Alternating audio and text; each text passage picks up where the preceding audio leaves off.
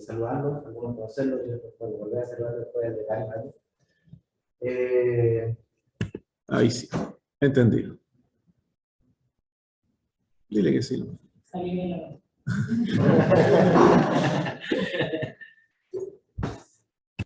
Bueno, efectivamente yo soy ingeniero informático de información, pero ya llevo 18 años en esta institución y he estado trabajando en ingeniería biomédica, bueno, alrededor de 15 años, entonces llevo bastante tiempo. Y eso me ha obligado un poco a centrarme en temáticas del área de la salud. Me he aplicado un poco lo que es información básica, que tiene que ver la informática y después lo que es la inteligencia artificial, en ámbitos asociados con la salud, su amplio espectro. También he trabajado en temáticas asociadas con temas ambientales, pero eso es más secundario. Entonces, lo que voy a presentar hoy en día tiene que ver en esta línea de investigación que es la inteligencia artificial, que últimamente ha crecido bastante. Rodrigo. Y cómo se puede aplicar a la biomedicina. Sí. Estas cosas. Puedes continuar. Gracias.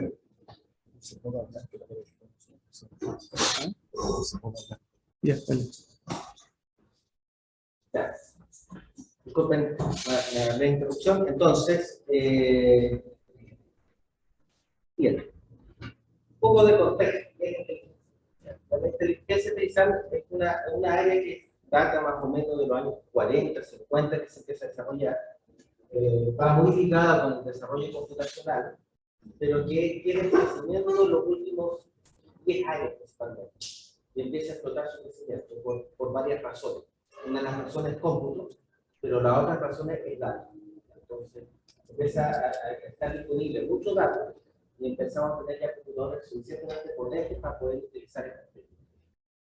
Sin embargo, un poco de contexto, ¿qué es lo que busca la inteligencia artificial? Es un área bien grande, es un área que trata de buscar cómo piensan los humanos, o máquinas que piensen racionalmente, o máquinas que actúen como humanos, o máquinas que actúen racionalmente. ¿Ya? Esa es una definición de libro, base, que explica qué es lo que busca. Entonces nosotros tratamos de hacer que las máquinas emulen algún comportamiento de lo que nosotros consideramos un comportamiento humano, ya sea de actuación, de raciocinio o de pensamiento. Y de ahí empiezan a hacerse varias líneas. Se cruza mucho con lo que es la ciencia de datos. ¿Ya? Pero la ciencia de datos es una disciplina que es bastante grande, que además involucra también otras áreas, utiliza la inteligencia artificial como herramienta, pero la ciencia de datos también tiene una área por sí sola de manejo, de cruce de datos, manipulación de datos, creación de modelos. En la inteligencia artificial, dentro de la inteligencia artificial está lo que es la máquina de aprendizaje y el deep learning. Deep learning es un nicho en particular de técnicas que en el último año ha crecido de una forma impresionante y que están desarrollando muchos modelos con gran potencial aplicable. Y todo esto se cruza con la capacidad de almacenar, manejar y procesar grandes volúmenes. Entonces, la inteligencia artificial, que involucra, como dijimos anteriormente, la actuación, el pensamiento, la interacción, la percepción con el humano, empiezan a desarrollar múltiples tareas en las máquinas que podemos hoy en día implementarlas y de alguna forma entregar a la solución. Está toda una línea de responder, por ejemplo, que es análisis y síntesis de lenguaje natural, generación de lenguaje natural, todo lo que es toma de decisiones basado en sistemas expertos, todo lo que es máquina de aprendizaje, el desarrollo de técnicas de aprender a partir de los datos, procesamiento natural del lenguaje y visión computacional son algunas de las líneas principales que están en el desarrollo de la inteligencia artificial. En las técnicas, ¿ya? Podemos hacer una bajada o un subconjunto de estas técnicas, que son las que últimamente más se conocen. Están los algoritmos genéticos, basados en cómo funciona o cómo se desarrolla el proceso de mutación, selección y todo lo que es la evolución genética. Estas técnicas basadas en análisis de datos que van a tareas de clasificación, reducción de todo lo que era las redes neuronales, que reciben muy fuerte en último tiempo, sistemas de inteligente, machine learning, son las herramientas que más predominan. En el año 2015, me parece un artículo bien interesante, que es de Charlie Moon, Joshua Bacon y Geoffrey Hinton, que aparece en la revista Nature, que se llama Deep Learning. Una de las cosas interesantes del mundo informático para mí es que en Nature publican cosas informáticas, entonces es un punto interesante eso, no es solamente cosas que uno a veces piensa que se publica solo del mundo de la biología o del ambiente o del humano, sino que también metodologías, algoritmos también se publica bastante mucho, y de hecho más de lo que yo pensaba en el bueno.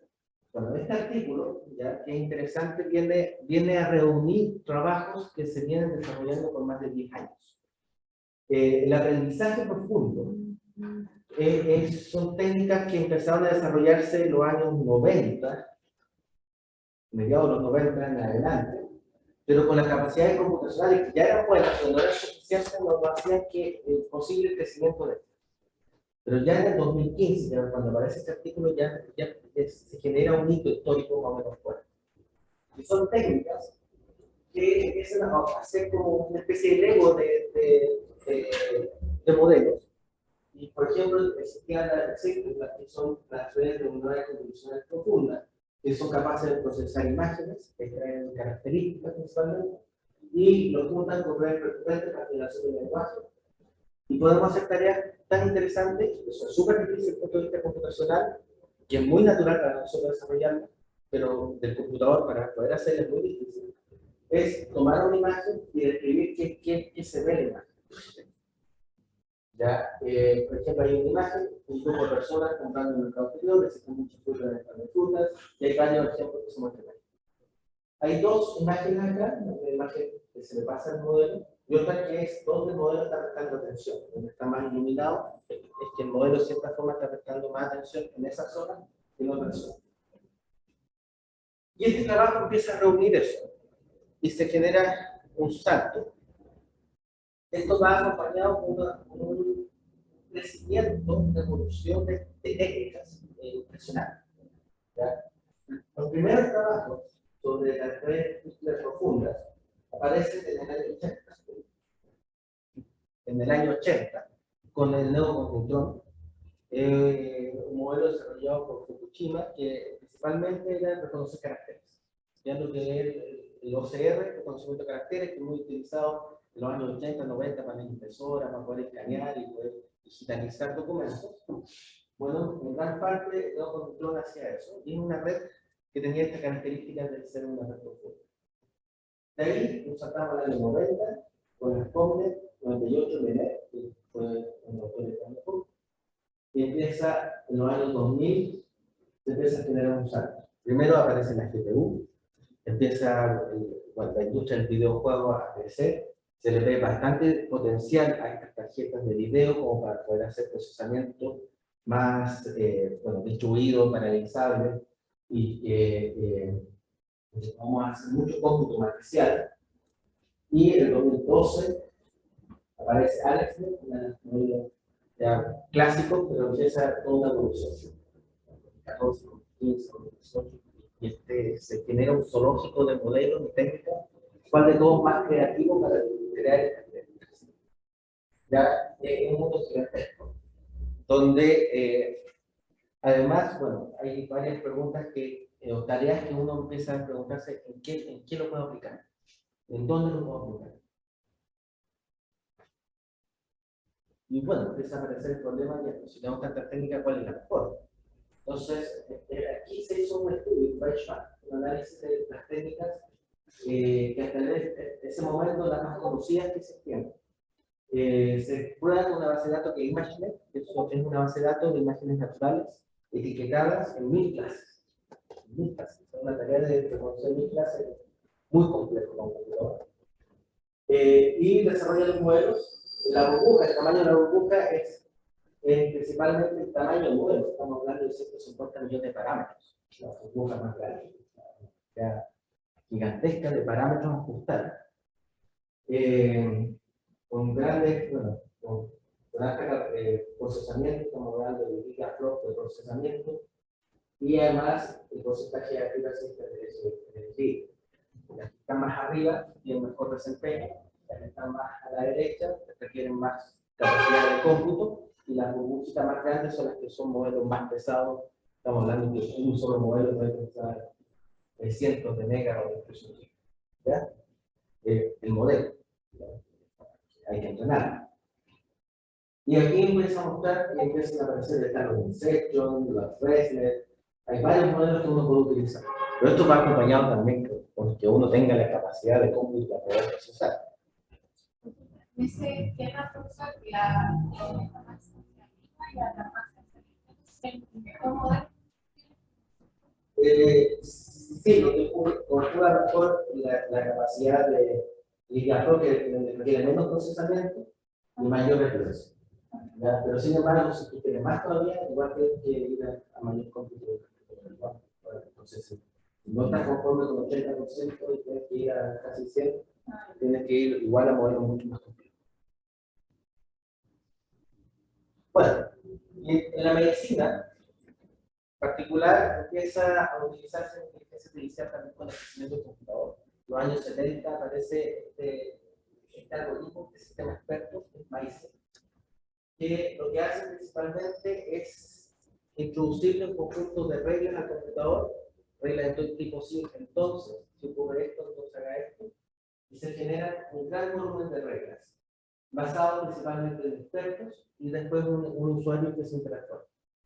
En los años 70, Edward Thorndike desarrolla este sistema experto para enfermedades infecciosas de la sangre, y alrededor de 500 reglas.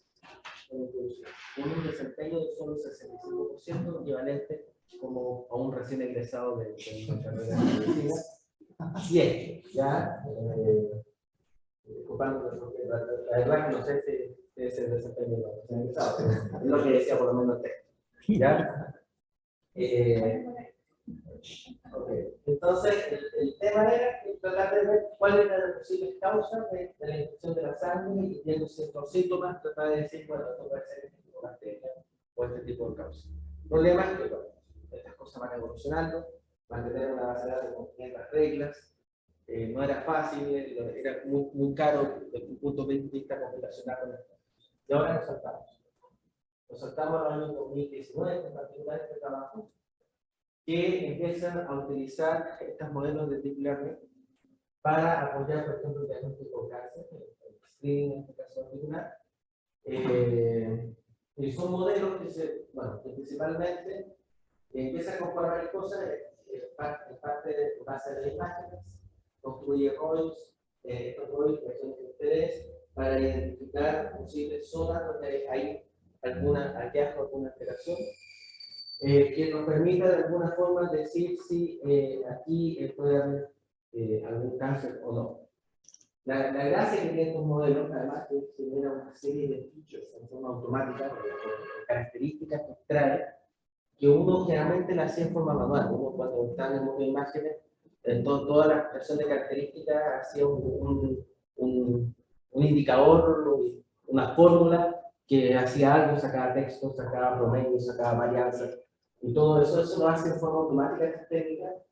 Ahora, no se pueden entender los features qué significan, que es una de las dificultades ahora, pero sí nos permite encontrar una gran probabilidad, una alta probabilidad si existe o no, dónde existe una posible anomalía.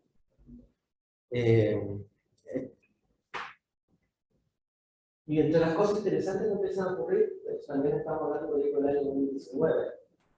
Se libera una base de datos de 17.000 imágenes anotadas que tienen que ver con detección de lesiones en distintas partes del cuerpo, principalmente en la zona de tórax.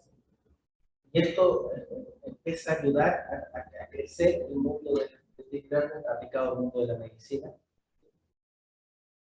Y hay varias cosas interesantes. Bueno, entre otras, el modelo sí, que también hace estas cuadritos que son detección de error, aplican técnicas de convoluciones. Las convoluciones son una especie de filtros, pero la gracia de los filtros es que son filtros aprendidos a partir de los datos, no son filtros construidos por uno. Después, tienen unas técnicas que permiten hacer propuestas de acciones en exceso, y después hay técnicas que permiten detectar cuáles son realmente las más significativas. Y cuando uno estudia estos tejidos, para encontrar hallazgos, se ve que en algunos casos, como el hígado, la comida que está más arriba, al sur, son, entre comillas, más fáciles, y otros que son como, por ejemplo, los huesos, que están por acá abajo, es más difícil de poder detectar lesiones. Entonces, dependiendo del tipo de tejido, la elección va a ser más difícil por alguna razón, bueno, que se ve reflejada en la imagen, que lo hace más complejo, pero que además hay alguna razón fisiológica que hace que el hígado sea más simple que el hueso. Y esto también es bien interesante. La FDA empieza a incorporar y empieza a regular también la inteligencia artificial. Primero que todo lo reconoce algoritmos dinámicos que aprenden de los datos como dispositivos médicos, y por lo tanto entran en una etapa de regulación que es no menor, porque esto significa que cualquier software que queramos nosotros desarrollar con el fin diagnóstico o de tratamiento, tenemos que pasar por un proceso de validación con la FDA y siguiendo las regulaciones. Pero por otro lado, también nos da la cierta tranquilidad que tiene un cierto grado de certificación.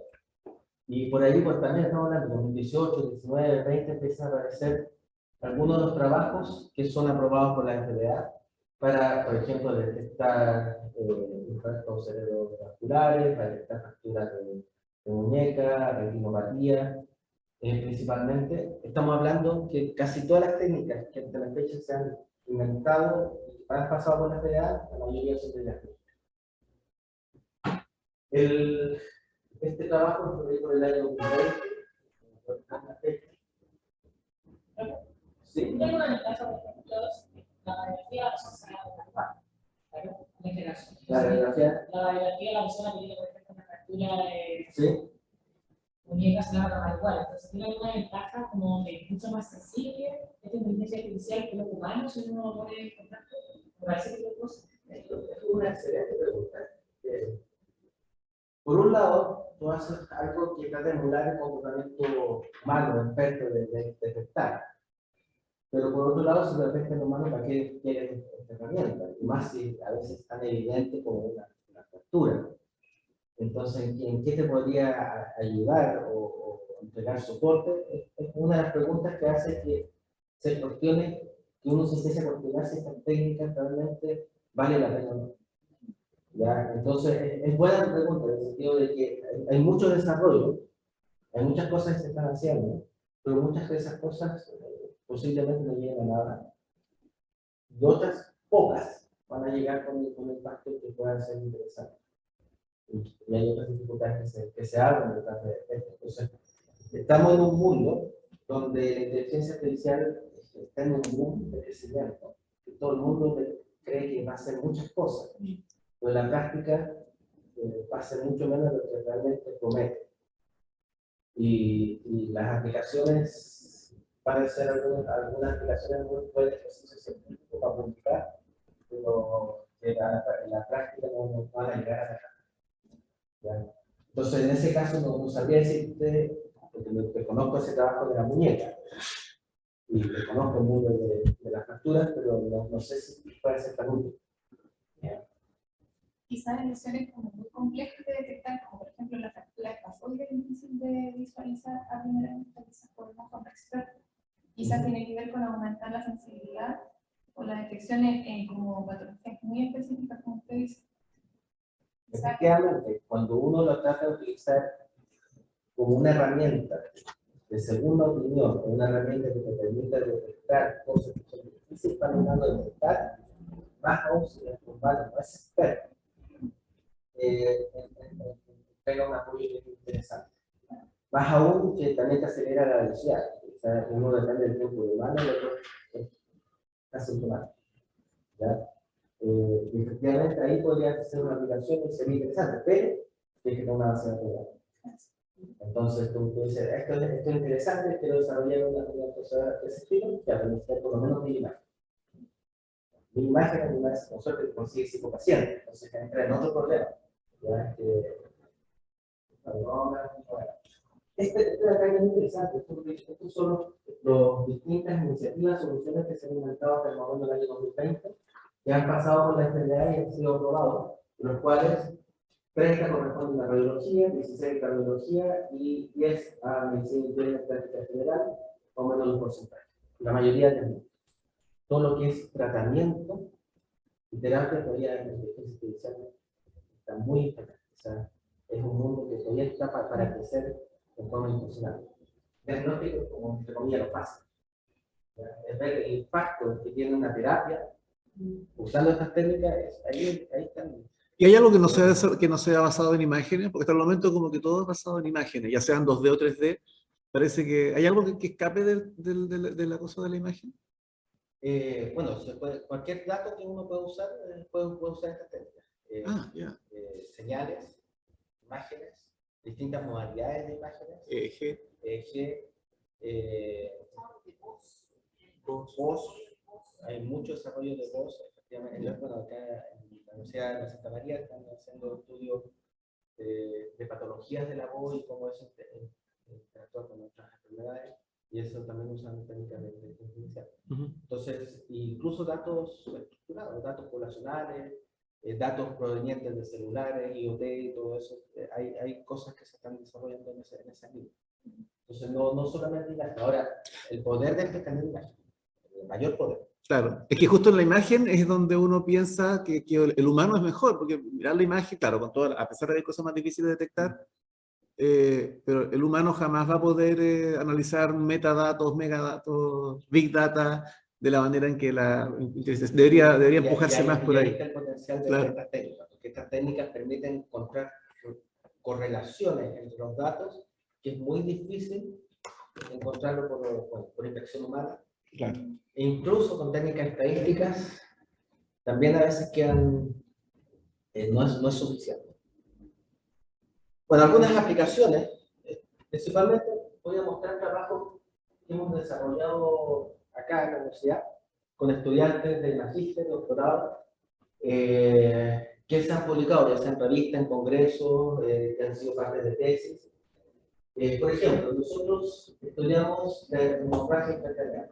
La hemorragia intracraneal es una hemorragia que ocurre en el cerebro, que tiene cuatro posibilidades.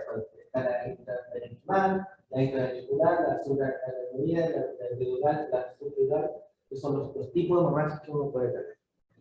Es importante detectar la hemorragia porque el tratamiento depende un poco de eso. ¿Ya? En forma oportuna, y los tiempos son muy acotados. ¿Ya? Los tiempos en que la persona llega con el problema, que se le puede aplicar un tratamiento y salvar la mayor cantidad de neuronas, es bien acotado.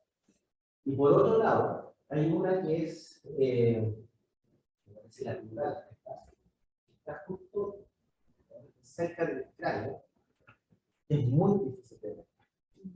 Y esa es clara. O sea, esa es una de las más difíciles y que realmente entregaría un aporte de la inteligencia artificial. Está ahí. Entonces, nosotros aplicamos las redes de learning, tal como decía la literatura, digamos, aplicamos los primeros resultados, 50-60%, sí. Ahí está. Casi ya mejor lanzar una moneda y entonces ya nos dimos cuenta con ese estudio que fue por ahí por el año 2018 que estas redes son muy potentes, que las cuentan, que tienen capacidad de extraer características, analizar imágenes, aprender de los datos, por sí solas todavía son insuficientes. Entonces hicimos algo muy simple. Tomamos las imágenes y le cambiamos el formato que tenía acá, que viene esta imagen en formato clásico, le hacemos una pequeña transformación a la House Field Unit, ¿ya? Que es una unidad propia de radiología que permite destacar mejor la zona de hueso, porque son una especie de filtro, zona del hueso, la ventana celular y la ventana del cerebro.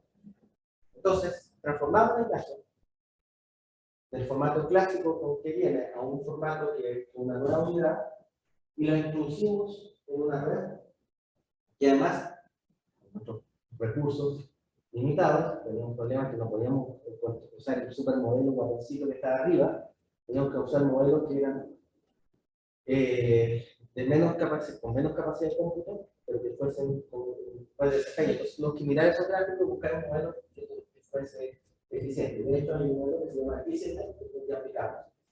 Y logramos aplicar este modelo.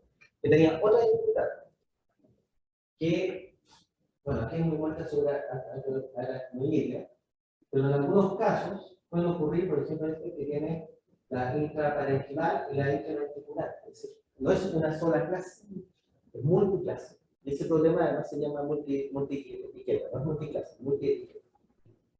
Entonces, ¿cómo resolver problemas con múltiples etiquetas? ¿Ya? Y ahí, bueno, algunos desempeños que logramos. Tienen años, voy a poner acá. Tienen años, la nueva nueva, 95%. Eso cuando uno mira la accuracy. Pero la accuracy engaña mucho, se presta mucho. ¿Por qué? Porque es una base de datos muy desbalanceada. Y al ser desbalanceadas, obviamente uno muestra en la que le va bien, le va muy bien. Pero si uno empieza a entrar en detalles, por ejemplo, la sensibilidad, para detectar algunos tipos particulares, en la individualidad, que es lo interesante, no fue pésimo. Logramos detectar solamente el 25%. Igual es una ayuda, o sea, logramos detectar el 25%. ¿Qué significa? ¿Ese es el falso positivo? No, es la capacidad de detectar la patología con el modelo. O sea, tenía un 75% de falso negativo. Falso. Sí. Claro, no se detecta. Sí. Y exactamente lo que quieres evitar. Y bueno, ahí estamos ahora. Estamos atacando ese. Ya estamos ahí. ¿Puede ser que eso sea por la imagen en sí? O sea, que la imagen no sea capaz de detectar, no sé si me... Como que Sí, un problema como de arrastre. Sí, como la imagen no la ve, entonces tu modelo no puede verlo. Es que el problema que tenemos es que está en el lado cerca del hueso, Claro. con el tono del hueso. O sea, la intensidad es muy similar a la del hueso. Es uno. Y segundo, afortunadamente, pero desafortunadamente para nosotros, tenemos muy pocos datos. Y al tener pocos datos, porque hay muy pocos pacientes con eso. Es una más grave, pero es poco dato. Entonces, esto se nutre de datos. Entonces, una de las formas es que dando datos arriba, mucho más datos. No me acuerdo cuánto eran, pero son más de 1000 datos que estamos usando. ¿En qué consistía la transformada de la unidad de Hausdorff? Porque eso es lo que traduce en escalas de gris, que son como infinitas, ¿no? La imagen es capaz de mostrar esas infinitas variaciones de gris. Sí. Y uno la puede medir en un número, ¿no? Que es esta unidad. Entonces, al transformarla, ¿qué se pretendía? En el fondo, colapsarla. Lo que pasa es que ¿En menos categorías o...? sí, ahí tuvo la brillantez del estudiante. Entonces ahí Juan Sebastián Castro, el estudiante de magíster, que con su conocimiento previo, él sabía que esa unidad era propia de la radiología y que más aún estaba ya estudiado que había ciertos rangos para ciertos tejidos. Entonces ya se sabía que el rango del hueso era tal rango, el rango del cerebro era tal rango. Entonces con eso regularizó para poder separar el rango. Entonces aplicó la Hausdorff Unit y después aplicó los umbrales para separarla. Y eso ayudó mucho. A contrastarlo. Para reconocer mejor el hueso, reconocer mejor el cerebro, reconocer mejor las distintas componentes. En el fondo, colapsa ciertos datos en uno solo. Entonces, hacen una En medida realidad lo separó. Claro, Lo segmentó. el perder información ayuda a contrastar. Sí. Y eso ayudó que sea pegado un salto. O sea, estamos hablando de la accuracy, el que engaña acá, estamos a 60%, que saltó a sobre el 25%. ¿Ya? Este también es otro trabajo. Aquí no usamos Deep Learning, sí proyectamos usar Deep Learning. Que ocurre lo siguiente, que una cosa es la percepción humana. Y la percepción humana es como difícil de cuantificar. ¿Ya? Y eso ocurre con el tema de la resonancia. Y los radiólogos necesitan, en particular, ver un órgano en particular, una zona en particular con muy buena calidad. A veces no necesitan ver todo, sino que necesitan ver ciertas zonas. Entonces viene el ingeniero y dice, no, esta imagen, me ponen su fantoma en una botella, con agua. Dice, el resonador está funcionando bien, está generando buena imagen. En el radiólogo ve la resonancia y dice, no, no puedo ver nada, está muy mala la calidad. Entonces, ¿cómo objetivizamos? Entonces tomamos imágenes, extrajimos una gran cantidad de características de imágenes, procesando la imagen, sacando tasa de señal de ruido, textura, muchos indicadores. Y con eso, por un lado, por un camino, evaluamos la calidad de la imagen, la calidad de la imagen, no otra cosa. Qué tan buena es la imagen para el radiólogo para poder hacer un diagnóstico, versus, por el otro lado, todas las características que nos trae computacionalmente. Y después le introducimos el técnica de machine learning. Primera observación, los radiólogos obviamente no son consistentes, ¿ya? Y la opinión de un radiólogo es una buena calidad de imagen, para el otro no es una buena. Entonces, hay muchas discrepancias subjetivas. Y eso es muy normal en el ámbito de salud. Nosotros, para tener en el mundo de machine learning, tenemos que tener una buena etiqueta. Acá no existe una buena etiqueta. Entonces, eso es uno de los problemas. Eso solamente que difieren entre la calidad de la imagen, pero también difieren en el diagnóstico. También ocurre eso. También hay veces que esto es un análisis no, pero es solamente de calidad, pero sí hay diferencias. De hecho, en estos momentos, en un proyecto, nosotros estamos, una de las cosas que tenemos que ver es cuantificar la densidad de la imagen. También es subjetivo, depende de varias cosas, de cómo se adquirió la mama, qué tanto la comprimiste, y después el experto dice, sí, esta es una mama densa o una mama no densa, y eso es subjetivo. Necesitamos esos cuantificados, porque la mama densa tiene más probabilidad de tener problemas de cáncer. ¿Ya? Ese es otro ejemplo de donde estamos un parámetro, objetivizar un parámetro que es subjetivo. ¿Ya? Bueno, acá también en la accuracy también, bueno, parte porque la etiqueta del radiólogo eran dispares entre sí, y las técnicas pues, tampoco sirven, pero no son. Hay algunos pocos casos que llegaron por suerte al 75, 78, 80%. Entonces, hay un tema, un trabajo todavía por desarrollar. Estamos también actualmente en un proyecto de mamografía, cómo detectar densidad mamaria, cómo detectar distintos tipos de hallazgos. Y hemos detectado que, por ejemplo, ir directo al BIRAT, que es nuestra primera opción, que es una categoría que se le entrega al nivel de cáncer que puede tener la paciente, no funciona. El BIRAT es una combinación de múltiples criterios que sacan los radiólogos que combinando le dan ese indicador. Hacerlo en estos momentos, una técnica en base a imágenes, es imposible. ¿Y cómo se obtiene normalmente ese BIRAT? Se tiene, bueno, primero en base a la imagen, detectando si hay asimetría, si hay nódulos, nodulillos, microcalcificaciones, deformaciones, pero además hay cosas externas, o sea, que no ven en la imagen, como la edad de la paciente, si hábitos que pueda tener, etcétera, etcétera, que uno empieza a combinar toda esa información y uno dice sí.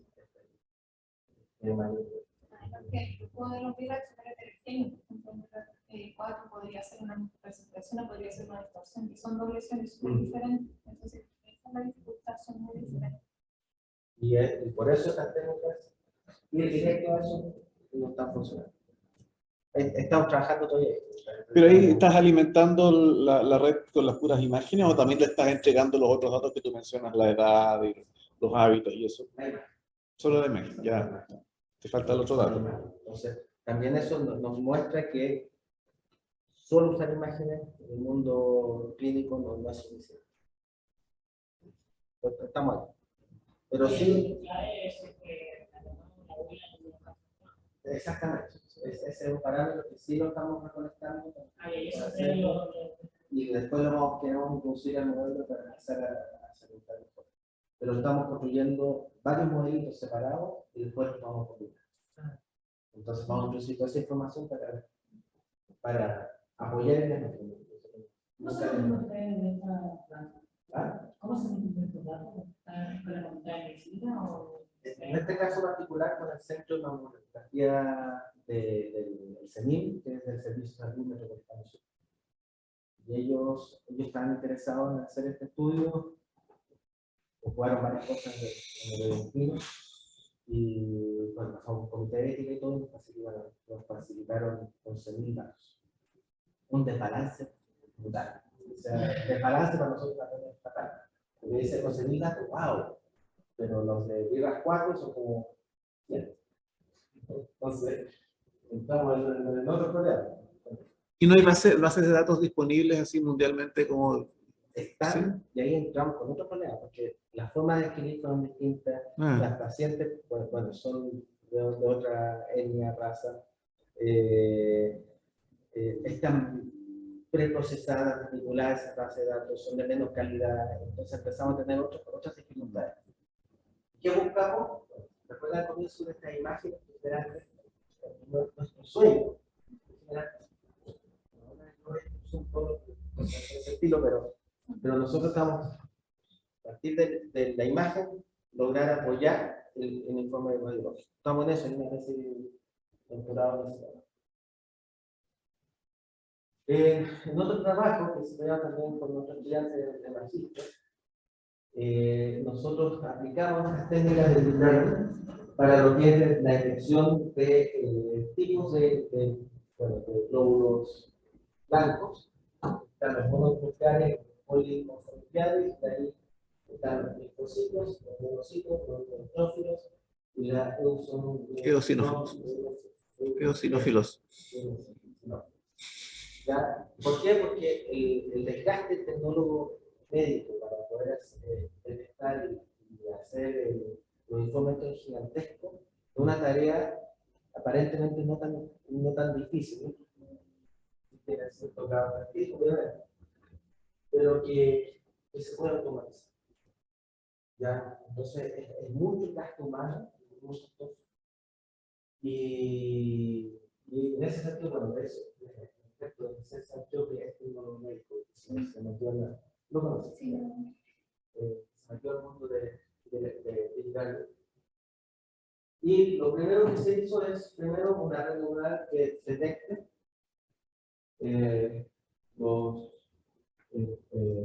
las células de los y después una técnica que en esa usamos un modelo especial que hace una convolución no en forma especial, sino también en profundidad. Y impresionante como ese pequeño cambio de hacer convoluciones en profundidad, no solamente espacial, y además separando por canales, mejoró bastante el desempeño. Y bueno, se queda un desempeño, un modelo, vamos a decir, económico, ¿ya? Que es un modelo que incluso se podría implementar en su celular. Un desempeño de unas 37 millones de en la literatura nos pregunta lo mismo, o sea, en ese sentido no competimos con la literatura, pero sí el modelo es simplificado. Lo que también muestra que podemos desarrollar esta técnica en nuestro contexto, que también a veces no tenemos toda la capacidad de hay muchos desafíos, varios de ustedes ya han planteado alguno de esos. Primero, imágenes naturales. casi todo está desarrollado para imágenes naturales. Las imágenes naturales están en internet, hay mucha gente que está comentando, anotando, están los captchas que también uno empieza a alimentar estas bases de datos.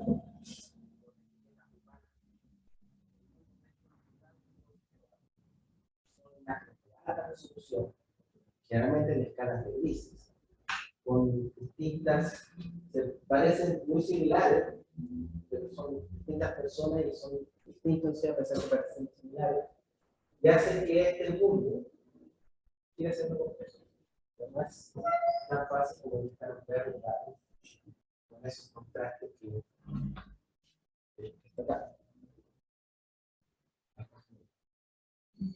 Estos modelos son cajas, son una máquina de matrices, de multiplicaciones, funciones de activación, concatenaciones. Una de las preguntas que uno se plantea es cómo se le ocurrió este modelo al autor.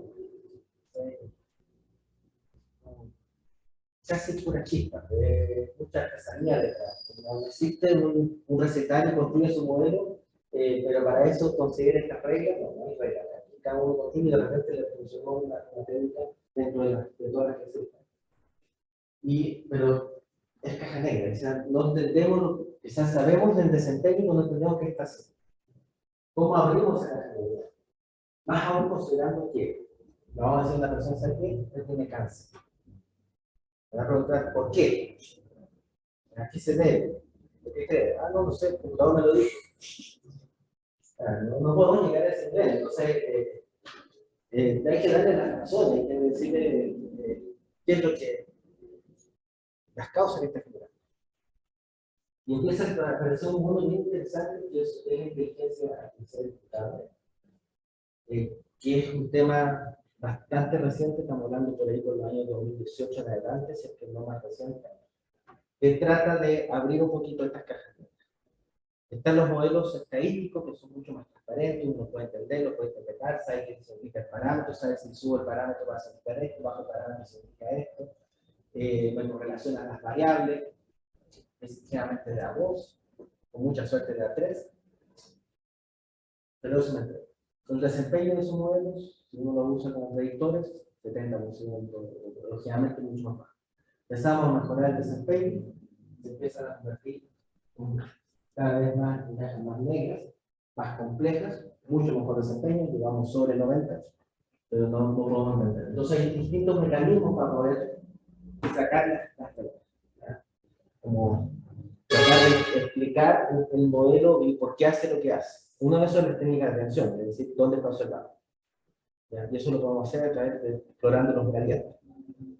Otro es construir un modelo sobre eso y hacer sensibilidad. Hacer un poquito acá, como genera acá, y con eso genera algún tipo de regla. Etcétera. Hay varios mecanismos. También apareció últimamente otro problema, ya existía de antes, pero ya recién ahora estamos conscientes de ese problema. Y además de que sea interpretable, tiene que ser justo. Dice, por un lado, súper malo de estos modelos, pero nos abre toda una oportunidad en esta región del mundo. Casi todos los modelos, especialmente en el mundo de salud, están probados con caucásicos, chinos o cualquier persona del hemisferio norte asiático, ¿ya? Pero nadie del hemisferio sur, estamos hablando de América del Sur, América Central, África, estamos todos nosotros segregados en este estudio. Los modelos dependen de datos, ¿ya? Sin hablar de género, porque además hay casi todas las bases de datos hay un fuerte sesgo hacia el género masculino, entre el medio del femenino, y por lo tanto las decisiones que puedan tomar estos modelos van a estar sesgadas. Y pueden hacer malos diagnósticos, y ya ha ocurrido, incluso malos diagnósticos médicos, producto de que sean, por ejemplo, entrenamos un modelo de Markowitz, entrenamos modelos con pulmones para detectar neumonía, con pulmones mayoritariamente masculinos, lo aplicaron en una mujer y fallaron. ¿Ya? Eso es un caso. Todo lo que cree, también va a ser, también es problema de género. Uno dice, cuando incluyan la variable de género. pero ya la base de datos está balanceada, aunque no incluyamos la variable, ya hay un 80%. Entonces, hay que buscar la justicia. Pero en eso no solamente las bases de datos, sino por ejemplo libros de fisiología, básicamente. La mayoría de sintomatología se describe, por ejemplo, no solo hay infarto cardíaco, siempre la sintomatología se puede dolor en el pecho, dolor en el sujeto, y las mujeres, eso no siempre se presenta, como presenta náusea y se puede dar un diagnóstico totalmente diferente. Entonces, desde lo básico, que son los libros, hasta ahí para adelante se construye la... Ya, entonces, eso significa que la data está sesgada, significa que además los supuestos que uno tenga de ciertos actos, de ciertos síntomas, que vayan a incluir, todo eso puede estar errado también en la construcción. Y nuestro modelo depende de eso. Entonces van a seguir reforzando esa injusticia. Y es un malo diagnóstico, y con todo eso es lo que provoca el mal.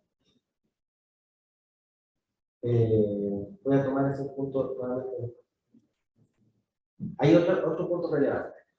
El conocimiento humano que se ha generado hasta la fecha es impresionante, gigante. Pero los modelos siguen aprendiendo, el modelo machine learning sigue aprendiendo los datos. O sea, le damos datos, aprenden la relación, pero no le decimos cosas que ya están en los papers, relaciones que ya existen. Por ejemplo, en este trabajo, para clasificar la parte de la hipnosis,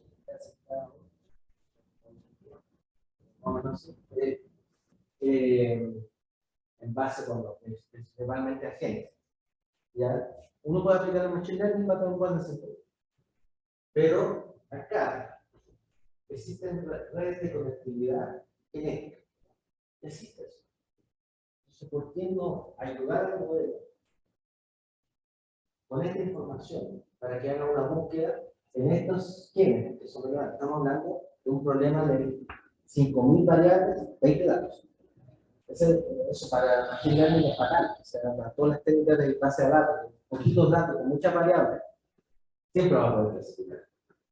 Entonces, ¿cómo ayudamos para que cosas que ya se saben, introduzcamos el modelo pueda hacer una búsqueda un poquito más, mejor alimentada? Esta también es una tesis doctoral de Erika Cantor, aunque también estén.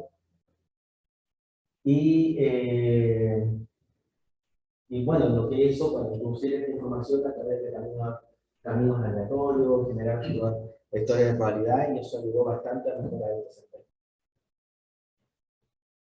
Rodrigo, una pregunta que puede parecer un poco inocente, pero estas redes neuronales, cuántas inteligencia artificial, pueden ser entrenadas para aprender a superar esta dificultad de precisión en la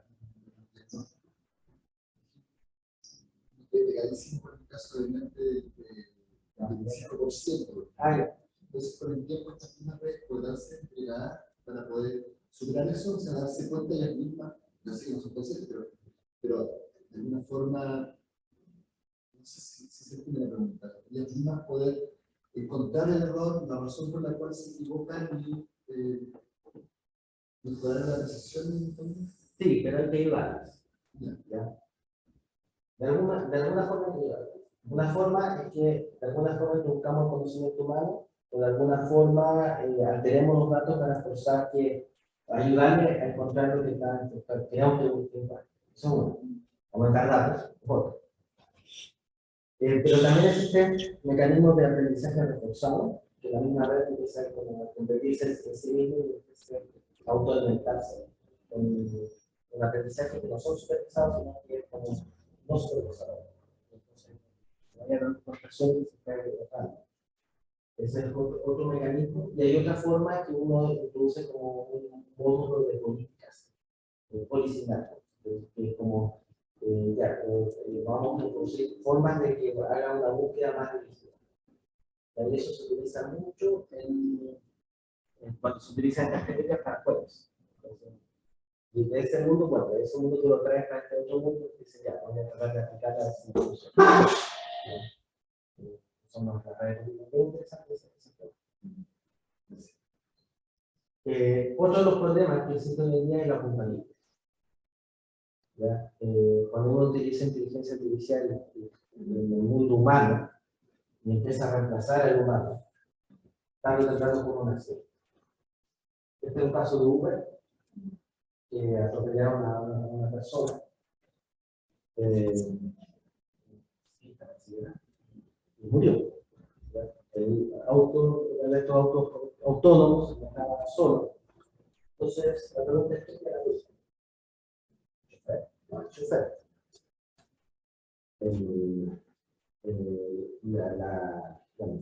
La pasajera, la que estaba cruzando, no vamos a echar la culpa si estaba mal pasando lo que sucede.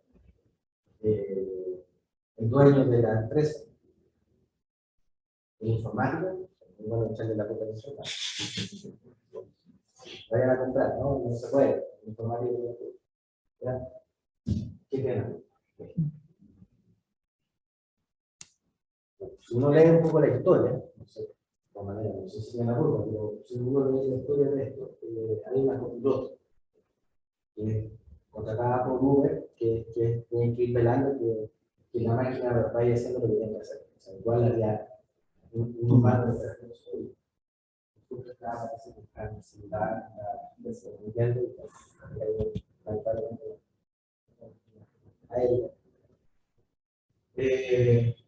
Pero no obstante, por el problema, estas técnicas, el punto de vista técnico, yendo a la técnica, porque ahí estábamos en la cosa informática, todas las técnicas de inteligencia artificial funcionan en el contexto donde fueron entrenados, con los datos que fueron entrenados. Ese es su mundo, ese es su mundo.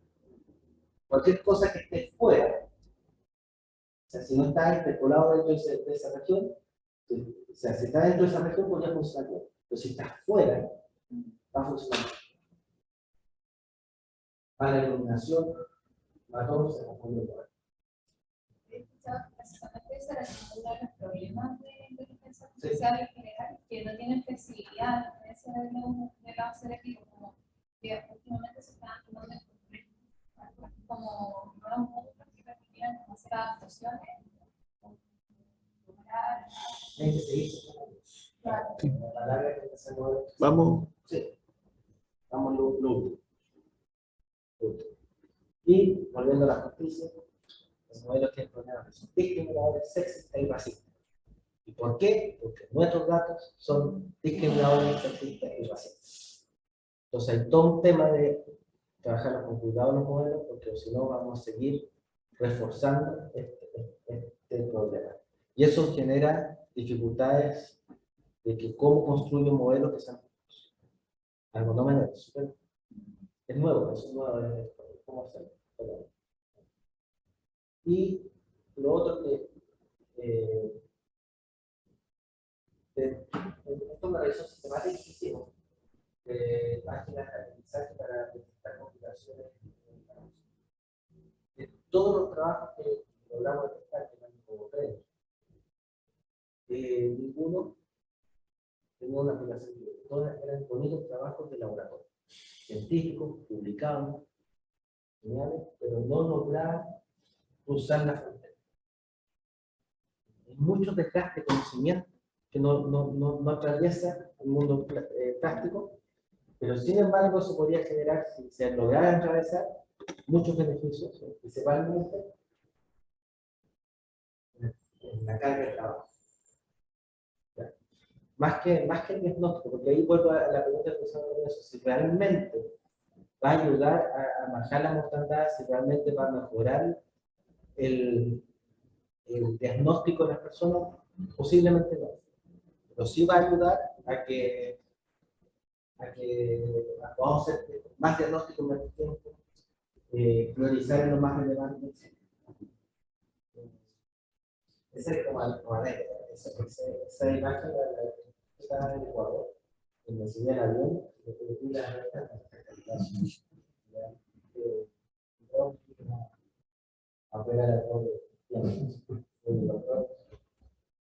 ¿qué tanto podemos confiar en las máquinas?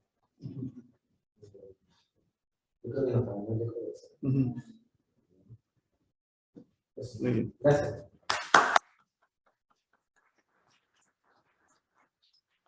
Bueno, empezamos un poquito más tarde, así que igual tenemos tiempo para preguntas, pero me gustaría priorizar primero si alguien por el lado del Zoom tiene alguna pregunta, levante la manito o hable nomás. Si no, también pueden preguntar acá. Igual conversamos harto, dale. Tengo una pregunta que probablemente es bien ingenua, pero pareciera haber como una idea paradigmática de que Puedes dejar de compartir. la inteligencia necesita muchos datos, muchos parámetros. Hablaste de 150 millones de parámetros. Un ejemplo. ¿De dónde viene esa idea? Porque cuando yo hago algo, no siento que esté conjugando 150 millones de parámetros en mi mente, ¿no?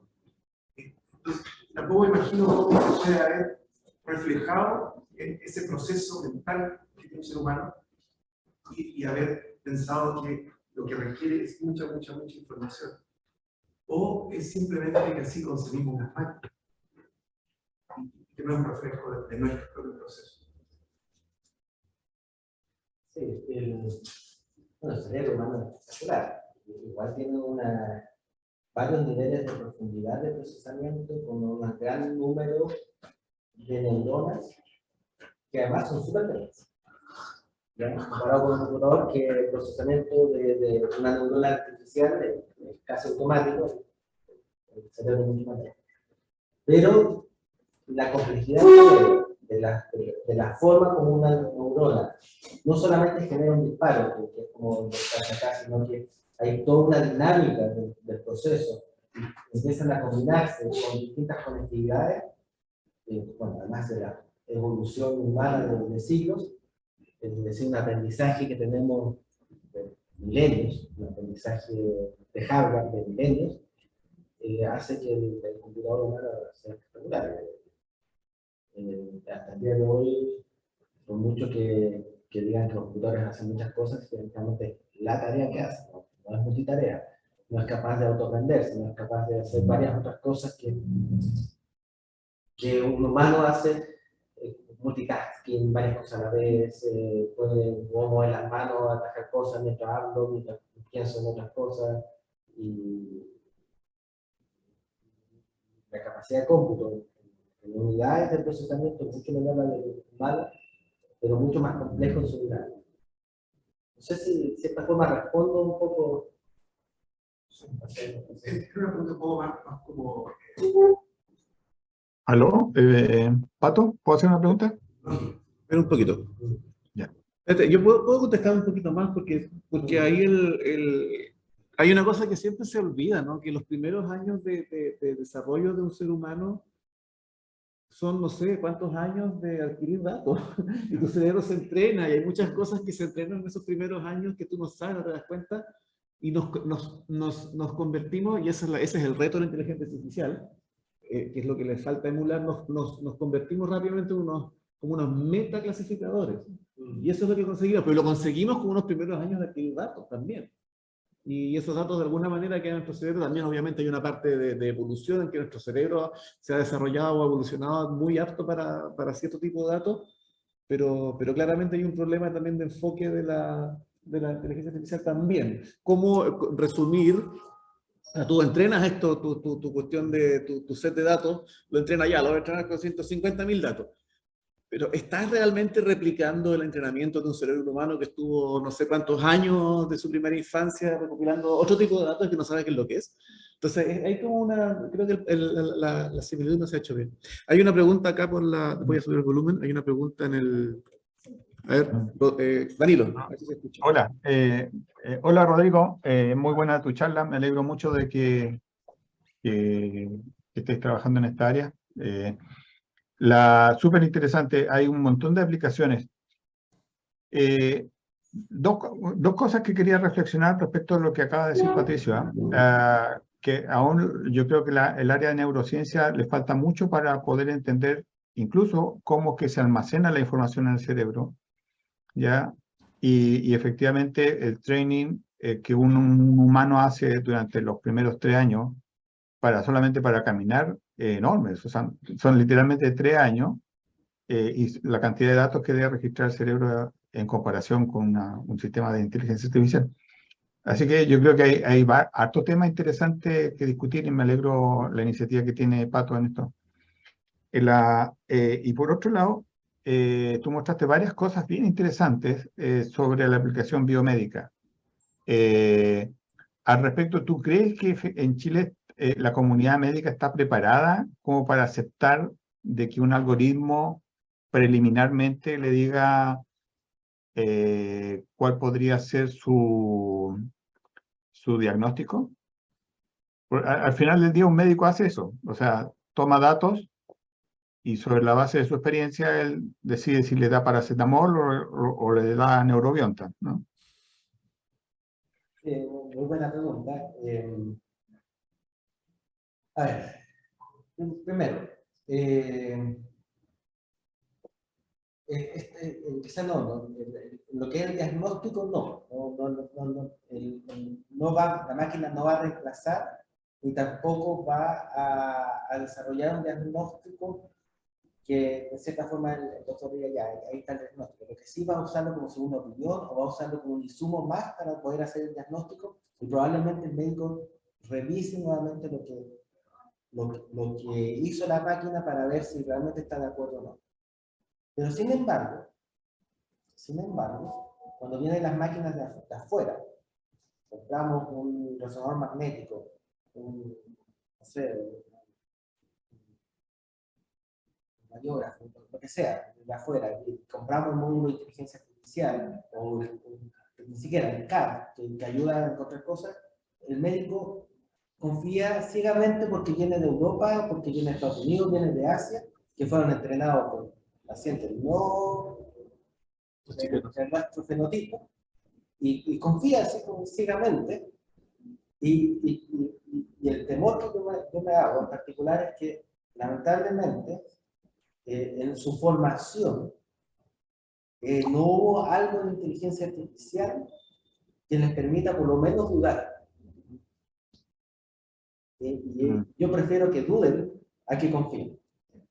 Es que, ¿sabes qué? A mí me parece que el colegio médico siempre ha sido súper cerrado, ¿ya? Y cuidan bastante del buen, del estándar que se le da a los médicos. Pero la realidad, así dura y pura y dura, es que son personas que tienen mucha experiencia, memorizan muchas cosas durante 7 años de medicina, y básicamente son un análogo a un machine learning. Y luego que acumulan toda esa información, hacen un diagnóstico. Y hay muchos diagnósticos que claro, lo certifica un humano, que yo no entiendo por qué tiene que ser tan certificado por un médico, cuando al final del día, ese médico, el pediatra, le da puro paracetamol y ibuprofeno a cuanta guagua se le pasa por delante. Esa es la realidad. Y porque seamos sinceros, entonces, más aún en un país como el nuestro, en donde se requiere de más médicos. Y cuando llegan médicos extranjeros, el colegio médico no haya otra cosa mejor que tratar de inhibir su entrada al sistema médico chileno, que también es otra realidad que alguien la tiene que decir, ¿no? Pero no nos podemos quedar mudos. Sí, pero hay un tema, pero hay un tema no menor que es la contabilidad. ¿Quién se ¿La hace qué? responsable? La contabilidad. ¿Quién se hace responsable de la decisión clínica que se tomó? Está bien, en una de esas dio paracetamol, pero no. El computador puede haber dicho hay que darle paracetamol. El médico dijo paracetamol. El niño se muere. Bueno, el computador no sé cómo lo puedes meter preso. Pero. Sí. No, pero, ojo que la negligencia médica en Chile también es muy pasada por encima. Tiene que ser una situación muy extrema, pero te aseguro que un niño de una zona pobre se muere por la negligencia médica y ese médico no le pasa nada. No lo cambian ni de oficina. Esa es la realidad, de nuevo. Me gustaría que la realidad fuera otra. Está también alto la automedicación y otras cosas de nuestras realidades que también puede ser por ahí. se venden medicamentos en cualquier parte, pero sí. Pero yo creo que esta máquina no podemos darle la responsabilidad de tomar un diagnóstico. Nunca. Por mucho que sea muy certero. Oye, bueno, última pregunta, vamos terminando porque ya es como hora. Quería volver al tema anterior que habían planteado de cómo que en el fondo se entrenan con los datos que están en las imágenes médicas.